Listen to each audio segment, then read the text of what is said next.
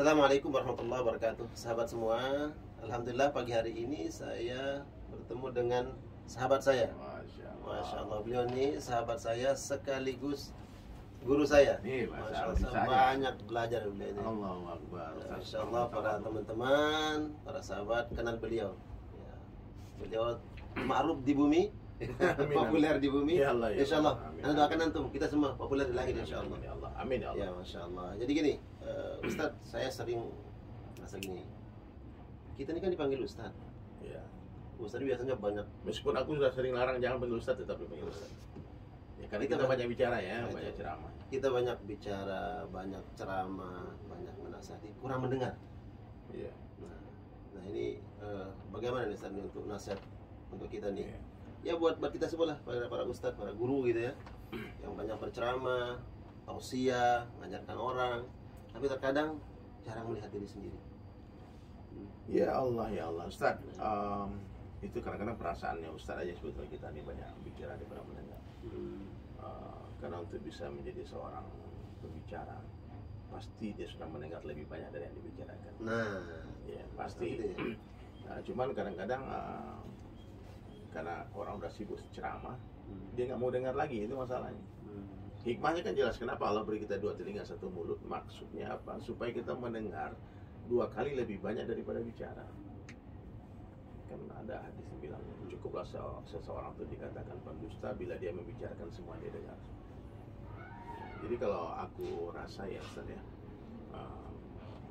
orang-orang yang Allah telah pilih sekarang untuk menjadi mubalik, pasti dia sudah habiskan umurnya sebelum itu Untuk mendengar bertahun-tahun di madrasah.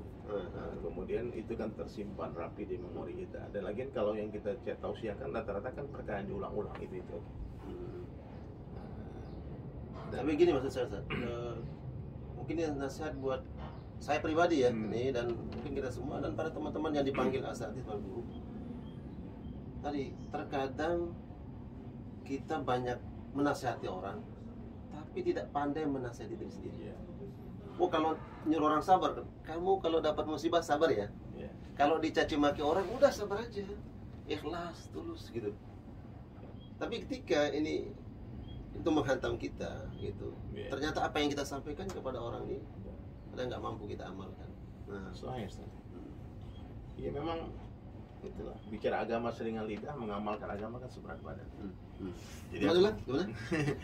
Bicara agama seringan lidah, mengamalkan agama seberat badan.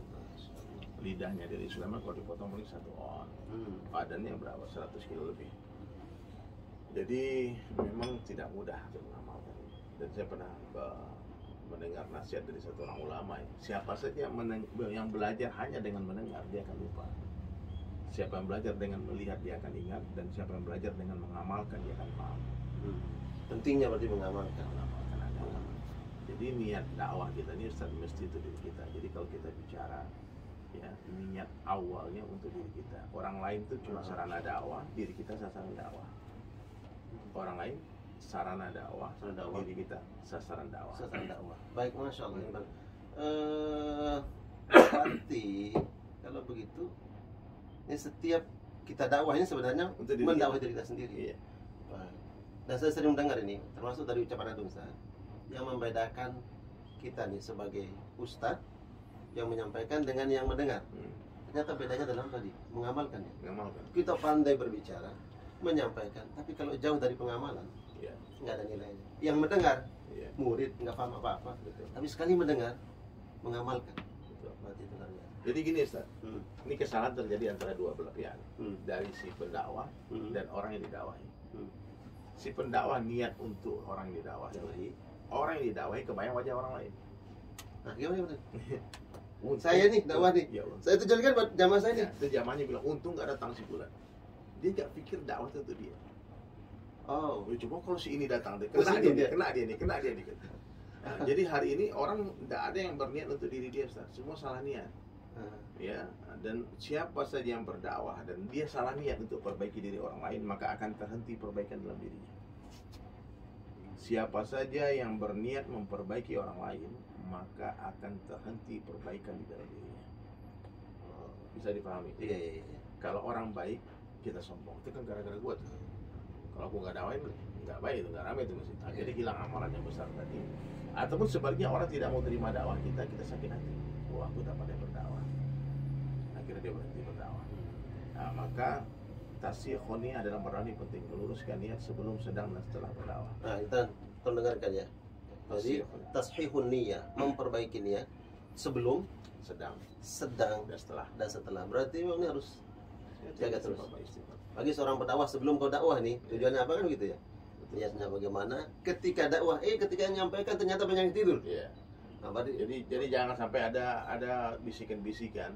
Oh, kamu jangan banyak bicara, nanti kamu nggak bisa ngamalin, nanti kamu malah rusak dan seperti tidak. nah itu kamu Dakwah itu, Ustaz, jelaskan untuk diri kita.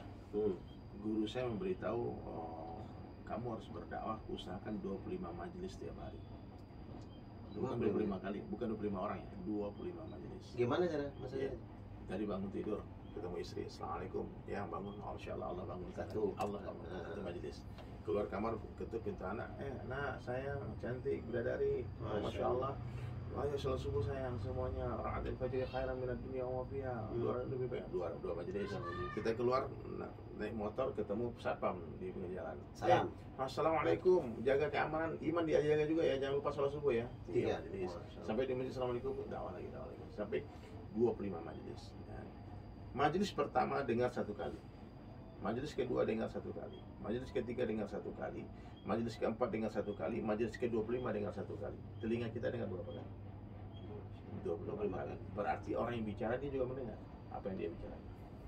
Jadi mustahil orang banyak bicara dia tak banyak mendengar. Bedanya mungkin yang ketika ada satu pohon di tubuh orang alim yang ditumbuh, namanya kesombongan. Dia nggak mau dengar orang. Nah, ini yang bahaya. Dengar. Jadi di dalam diri orang berilmu, kata ulama saya dengar, akan ada satu pohon yang akan terus tumbuh dan tidak akan berhenti tumbuh kecuali dibunuh. Pohon itu kesombongan. Terus tumbuh. Ya aku anak khair. Ini hati-hati. Dan itu penyebab iblis. Allah ya S3 nih, kalau dia merasa tidak layak dia berdebat dengan S2, sombong. Kamu dokter dulu lah, kalau nggak debat sama aku. Ustaz terkenal, viral, nggak layak berdakwah di musola. Nah itu Sombong. Masya Allah, banyak pelajaran ini yang kita dapatkan. La ilaha illallah. Jangan lupa di like, comment, subscribe channel YouTube Ustaz Suparman. Masya Allah. Apa itu? Ada aja? Sudah. Ada, insya Allah. Apa ya channelnya? Suparman Fajar Official. Allah, nanti siapa? La ilaha illallah. Semoga bermanfaat nasihat ini untuk kita semua. Betul. Ya, terutama untuk yang bertanya nih. Alhamdulillah ketemu dengan guru saya, sahabat saya, Ustaz Dani Sulaiman. Barakallah. Syukran. Assalamualaikum warahmatullahi wabarakatuh.